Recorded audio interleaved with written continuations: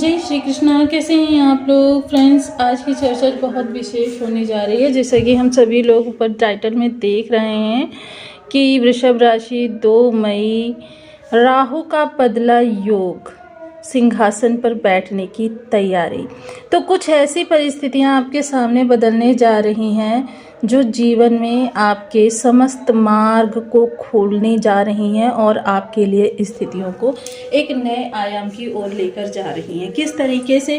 क्योंकि अगर हम वर्तमान समय में ग्रहों की सिचुएशन को देखें तो जैसे कि हम सभी लोग जानते हैं कि शनि और मंगल आपके इस भाव में बैठे हुए हैं और राहु आपके 10वें स्थान पर। राहु यहाँ पर कारक भी होते हैं, दिग्बली भी होते हैं और यहाँ का कारकत्व जो है वो शनि के पास होता है। वहीं सूर्यदेव महाराज जो 12 स्थान में विद्यमान हैं, वहीं शुक्र जो लग्नगत विद्यमान हैं और गुरु आपके धन भाव को कवर कर रहे हैं। गुरु वर्तमान समय में उच्चाभिलाषी हैं और केतु आपके घर को नियंत्रित कर रहे हैं। ये है आपके ग्रहों की वर्तमान समय में स्थिति। बुध का भी गोचर जो हो रहा है वो सूर्य के साथ में हो रहा है। तो वर्तमान समय में अगर देखा जाए तो बुधादित्य राजयोग जो है आपके 12 स्थान पर निकल कर आ रहा है, जो कि आपके निवेश का भाव है, आपके व्यय का भाव है। अगर आपके हम इस समय पर धन के भाव को देखें जो कि 3 होते हैं, एक धन आने का, धन व्यय का और तीसरा संचयन का। अब इन 3 भावों से आपके लिए स्थितियाँ किस तरीके से निकलेंगी, क्योंकि पहली बात तो हम इस समय पर जो चर्चा को रूप दे रहे हैं वो राहु के माध्यम से दे रहे हैं। राहु का योग किस तरीके से बदलेगा वर्तमान समय में। राहु को अगर हम गौर से देखें तो राहु बैठे हुए हैं शनि की राशि में और शनि जो बैठे हुए हैं वो गुरु की राशि में बैठे हुए हैं और गुरु जो बैठे हुए हैं वो बुध की राशि में और बुध 12 स्थान पर। यह स्थिति है इस समय पर। वहीं बुध जो हैं वो मंगल की राशि में बैठे हुए हैं। सूर्य बुध का बुधादित्य राजयोग। देखिए ये स्थितियां आगामी 9 दिनों की हम आपके साथ चर्चा कर रहे हैं। हालांकि इसमें थोड़ा सा फेरबदल 19-20 होता रहेगा, क्योंकि ग्रहों की चाल चंद्रमा के अकॉर्डिंगली भी बदलती रहती है और वैसे भी ग्रहों में छोटे मोटे परिवर्तन नित्य होते ही रहते हैं, जिसके कारण से थोड़ा बहुत इस परिस्थिति पर असर पड़ेगा। लेकिन मोस्टली जो मोटा मोटी तौर पर आपके लिए चीज़ें रहने वाली हैं वो किस तरीके से रहेंगी। देखिए जहाँ पर हम शनि मंगल की अगर चर्चा करें तो जहाँ शनि उदित अवस्था में आ गए हैं वहीं मंगल भी उदित अवस्था में आ गए। शनि मंगल का एक साथ होना, दोनों ही ग्रह इस समय पर ज्वलंत स्थिति में है। अब ज्वलंत स्थिति किस तरीके से बनती है कि मतलब एक शनि वाली ऊर्जा है और दूसरी उद्दंड प्रचंड विनाशकारी ऊर्जा है। इन दोनों ऊर्जाओं का जो ये प्रभाव इस समय पर हमारे लिए निकल कर आ रहा है वह विस्फोटक दुर्योग को जन्म दे रहा है। अब विस्फोटक दुर्योग बनाएंगे। इन दोनों ग्रहों के स्वामी जो हैं वो मंगल देव महाराज है और इन राहु के जो राशिपति हैं वो हैं शनिदेव महाराज। सीधा सीधा इफेक्ट ग्रहों पर भी पड़ता हुआ दिखाई देगा। हालांकि 11 तारीख को मंगल देव अपना राशि परिवर्तन करके इस भाव में चले जाएंगे, जिसकी वजह से फिर आपके लिए कोई भी, क्योंकि यह पहल प्रारंभिक मई का समय काल रहेगा जो आपको बहुत सावधानी से चीज़ों को संभालते हुए, क्योंकि देखिए ग्रह जितनी ज़्यादा ज्वलंत अवस्था में होता है उतने ही बड़े उसके लाभ होते हैं। अगर सावधानी के साथ चीज़ों को, क्योंकि खाई हो या पर्वत हो, जब हम ऊपर की ओर चढ़ाई चढ़ते हैं तो हमारे रास्ते में बहुत सी चट्टानें ऐसी आती हैं, बहुत से फिसलन भरे रास्ते आते हैं, उनको हमको सावधानी से ही पार करना पड़ता है, तभी हम उस चोटी को फतह कर पाते हैं।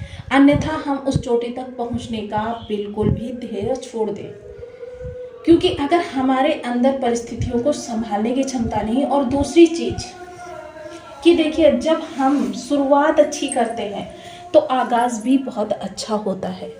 इस चीज़ को भी हमको ध्यान में रखना चाहिए और इन्हीं चीज़ों को आपको आगाह करने के लिए ये वीडियो आपके सामने। यदि आपके लग्न में कुंडली के प्रथम भाव में 2 नंबर बना हुआ है तो ये राशिफल आपके लिए। यदि कुंडली में कहीं भी चंद्रमा के साथ 2 नंबर बना हुआ है तो ये राशिफल आपके लिए।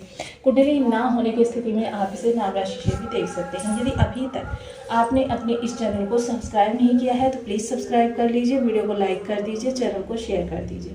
इससे होगा क्या कि हमारे आने वाले हर वीडियो की नोटिफिकेशन मिल सकेगी आपको। सबसे पहले एक प्यारा सा कमेंट करना बिल्कुल ना भूलें। कमेंट से हमें बहुत मोटिवेशन मिलता है, हौसला मिलता है और ये पता चलता है कि आप और क्या जानना चाहते हैं। तो बहुत महत्वपूर्ण स्थिति आपके सामने आ रही है कि जब राहु जो है, क्योंकि राशिपति के अनुसार कार्य करेंगे और दूसरी बात शनिवत कार्य करते हैं राहु, तो राहु आपके आजीविका के भाव में बैठे हुए हैं। ऐसे में जो भी कार्य आप करते हैं, चाहे वो आपका बिजनेस हो या फिर आपकी जॉब हो, और जॉब के कारक होते हैं, बिजनेस के भी कारक होते हैं, क्योंकि इनके पास है हजारों गुना विस्तार किसी भी चीज़ का। और अगर दुर्योग देने पर आ जाए तो फिर उस चीज़ को आपके ही द्वारा डिस्ट्रॉय करवा देते हैं, समाप्त करवा देते हैं उसका प्रत्येक अंश। इसीलिए राहु को हम बहुत सावधानी के साथ आपके सामने प्रत्येक इसकी परिस्थिति को विस्तारित करते रहते हैं समय समय पर। राहु आपके दशम स्थान पर बैठे हुए हैं। ऐसे में देखिए आपके अंदर कुछ शंकाएं आती हुई दिखाई देगी।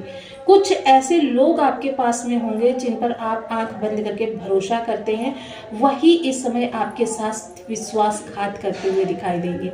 इस समय अपनी बातों को किसी के साथ शेयर करना आपका अपने पैरों पर कुल्हाड़ी मारने के समान स्थितियों को बनाएगा। इसलिए देखिए, विश्वास करें लेकिन अंधविश्वास ना करें। चीज़ें उतनी ही शेयर करें जिनका अगर किसी भी तरीके से प्रतिकूल प्रभाव सोचा जाए तो उसका आपके लिए किसी भी प्रकार से अहित ना हो।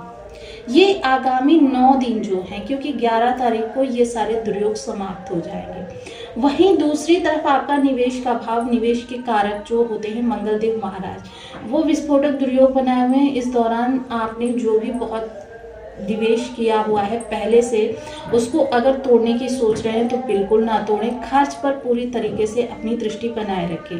आपका खर्च कहाँ हो रहा है, कितना हो रहा है, आवश्यक है या अनावश्यक है, या आपको फ्यूचर में इस चीज़ की, जिस चीज़ के लिए आप धन व्यय कर रहे हैं, कभी ज़रूरत पड़ने वाली है, या फिर बस मात्र शो ऑफ के लिए, क्योंकि ये सारी चीज़ें इस दौरान आपके साथ होती हुई दिखाई देंगी। इस समय कुछ ऐसे लोग भी आपके परिचय में आएंगे जो आपके लिए चीज़ों को बिगाड़ने का प्रयास करेंगे। यानी कि कोई भी कार्य आप करें, क्योंकि माइंड आपका इस समय थोड़ा सा कह सकते हैं ओवर थिंकिंग का शिकार रहेगा। थोड़ा सा इस समय जिम्मेदारियों का बोझ आपके ऊपर रहेगा, और यही आपके लिए परीक्षा की घड़ी भी है।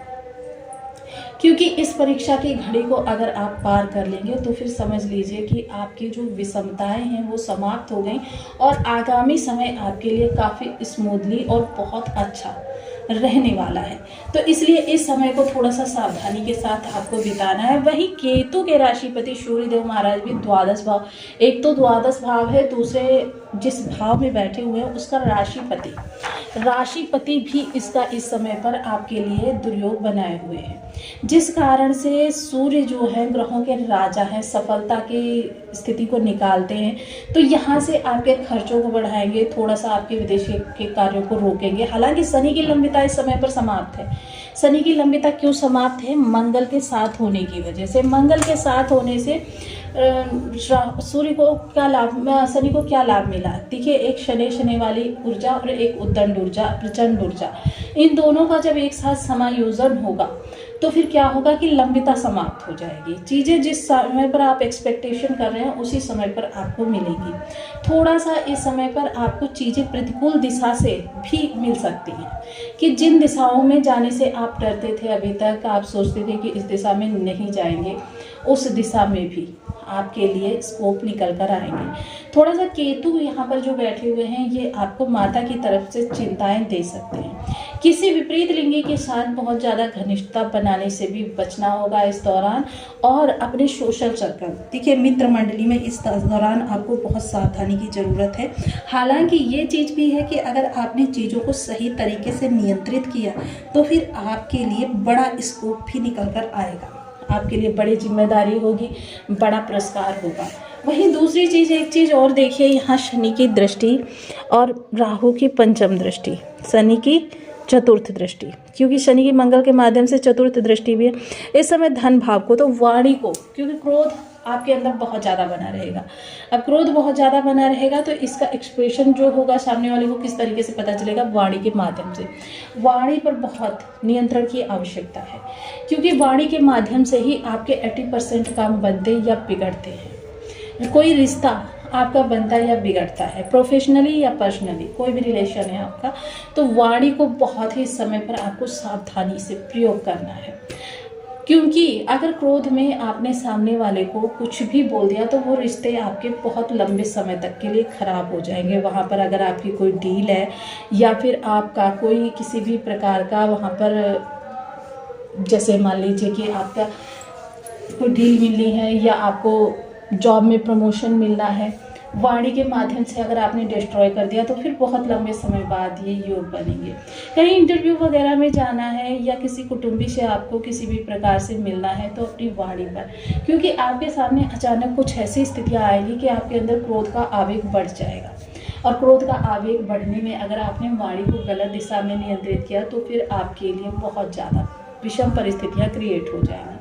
इन चीज़ों से आपको दो चार होना पड़ेगा। परिवार के अंदर थोड़ी सी इस समय परेशानियां आपको देखने में आ सकती हैं।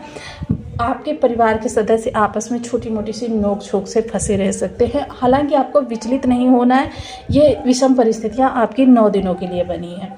और मैं देखिए सदैव आपको बताती रहती हूँ पंच देवी देवताओं के बारे में। जो भी इन पंच देवी देवताओं का पूजन करते हैं, प्रथम हो गए भोलेनाथ जी।